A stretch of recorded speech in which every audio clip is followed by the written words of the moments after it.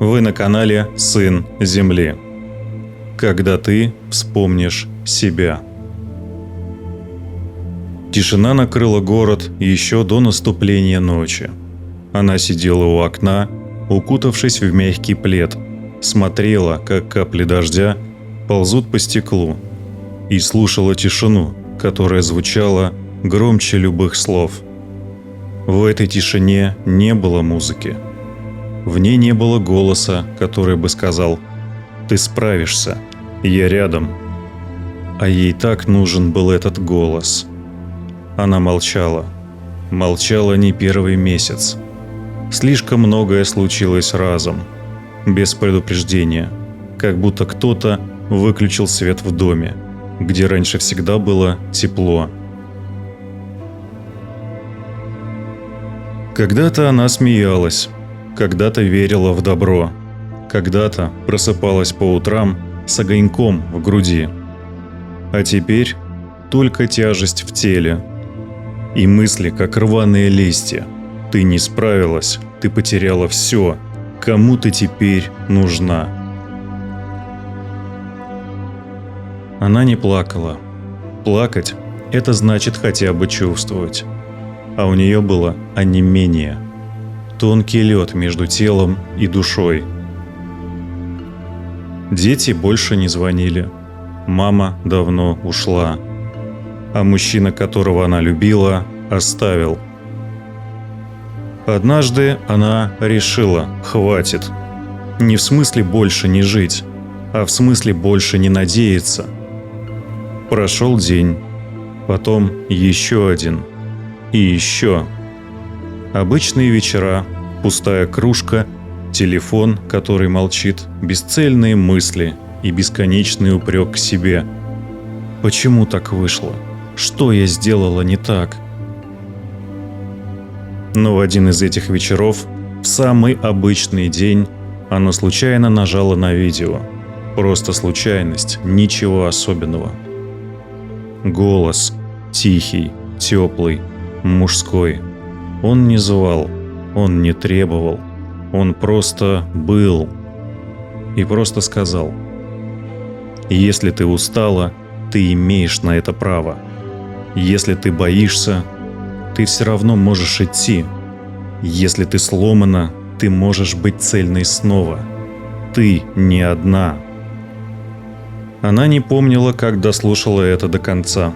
Она просто сидела и дышала. Первый раз за долгое время по-настоящему дышала. А потом вдруг, без предупреждения, заплакала. Это был первый шаг. Не вперед, к себе. Потом были еще шаги. Но никто не говорил, что будет легко. Теперь с ней был голос.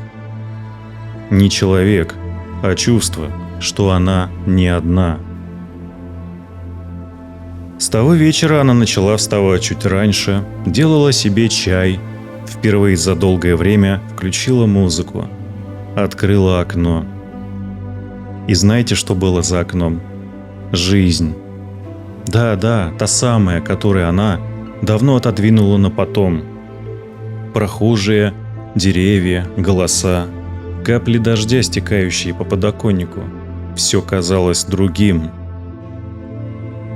Она улыбнулась. Совсем немного. И сразу почувствовала: я живая. В ту весну она устроилась на работу. Не ту, о которой мечтала, но свою. Команда оказалась доброй. Коллектив почти как семья. И там был один человек. Он не сделал ничего особенного. Просто однажды сказал ей: «У тебя теплые глаза». И это был второй момент. Кто-то увидел ее, настоящую, не уставшую, не запутавшуюся, а живую. Она шла вечером по улице и вдруг заплакала снова. Но это были другие слезы. Слезы узнавания. Она снова была собой. Дети начали звонить. Не сразу, не часто, но с каждым разговором все ближе и ближе. Они ей говорили: «Мама, ты стала другой, как будто спокойнее». Она им отвечала: «Я просто перестала гнаться. Я просто вспомнила, кто я есть на самом деле». И с каждым днем она вспоминала еще немного.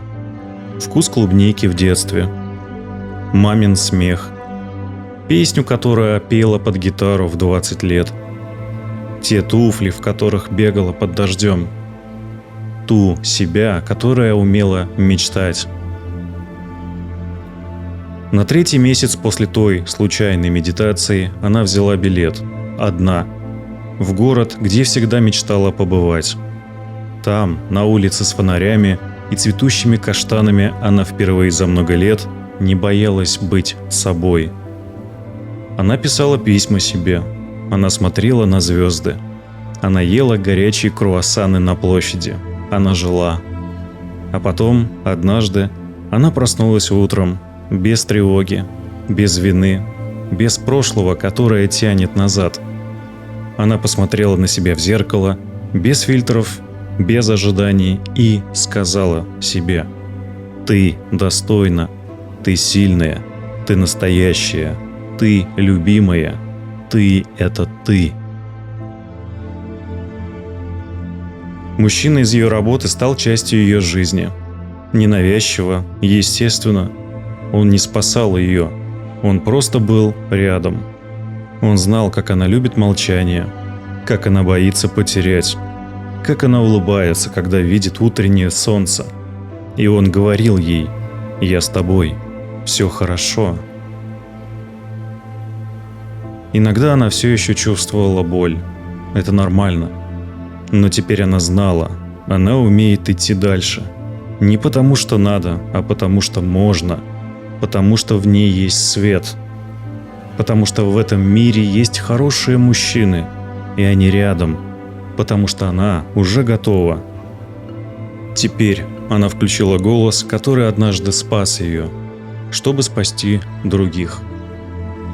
Чтобы кто-то, еще одна женщина, однажды в 3 часа 17 минут ночи, нажав на случайное видео, вдруг услышала: «Ты не одна, ты дойдешь, просто начни, просто дыши».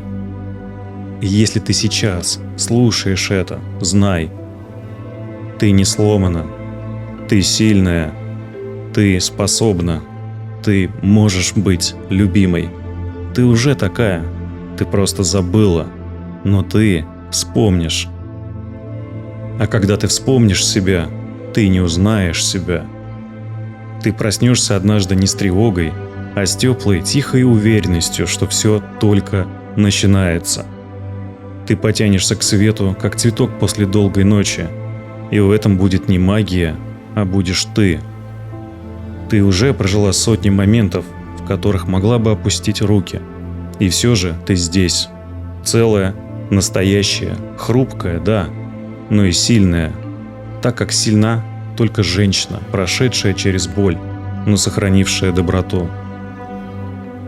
Ты снова полюбишь, и тебя полюбят не за маску, не за роли, не за внешность, а за тебя настоящую, с твоими шрамами, светом, смехом, добротой. Кто-то увидит тебя и узнает, потому что твой свет невозможно спрятать, когда ты его не прячешь. И пусть будут дни, когда захочется спрятаться, но ты уже не забудешь, кто ты. Ты жизнь, ты свет, ты женщина, которая нашла себя. Когда ты вспомнишь себя, мир начнет вокруг меняться. Не сразу, но по-настоящему. И ты поймешь, это была не случайность, это был путь.